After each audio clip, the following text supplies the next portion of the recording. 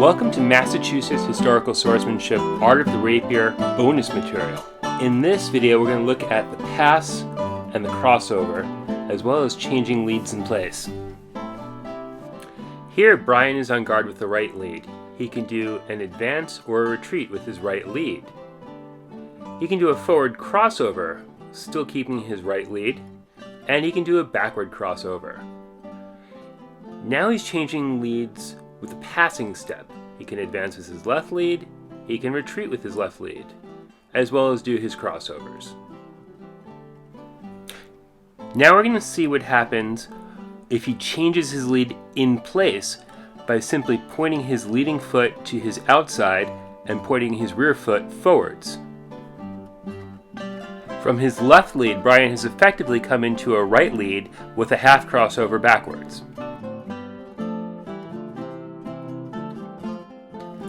Obviously, Brian can do the same thing with his right lead. By turning his forward foot to the outside and his rear foot forwards, he's shifted his hips and shoulders so he's effectively in a left lead. Okay, so how do we apply this little trick? Well, with the right lead, lunging in both third and fourth is fairly simple and straightforward. However, making a passing lunge while closing your outside line in second or third is fairly simple. Using the passing lunge really works when you're closing to the outside. If you're going to close to your inside and you want to move your rear foot, it's best to do a crossover. If you try to do a passing lunge with your hand in fourth, you not only bring yourself into the adversary's blade, but it's also really unbalanced and awkward.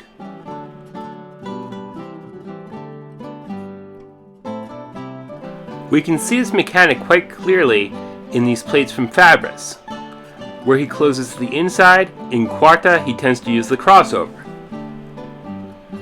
The same thing here, where the hand is more to the inside and he's using the offhand to parry. The full passing lunge is somewhat rarer, as we can see here, or here. I encourage you to look up the plays for yourself, but Fabris doesn't really describe the body mechanics which we need to interpolate. So, let's apply these principles in a tactical situation. Brian's in a firm-footed lunge, which he can do in third or fourth. He can easily take this into a crossover in fourth if he likes, or if he's in third,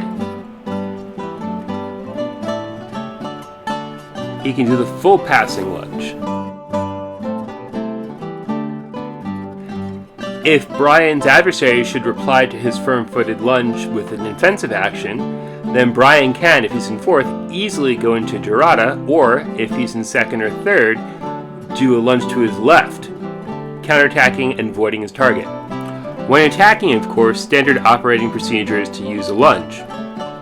But we can use that firm-footed lunge to make a better feint attack.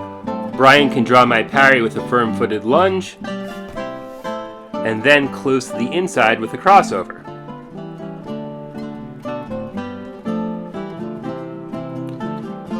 If he closes to the outside, then he can use that passing lunge.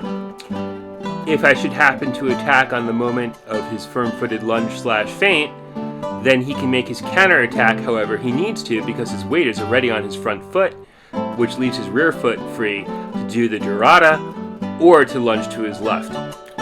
Incorporate this into your own practice and remember to start slow and build it up smoothly before adding movement and or going faster.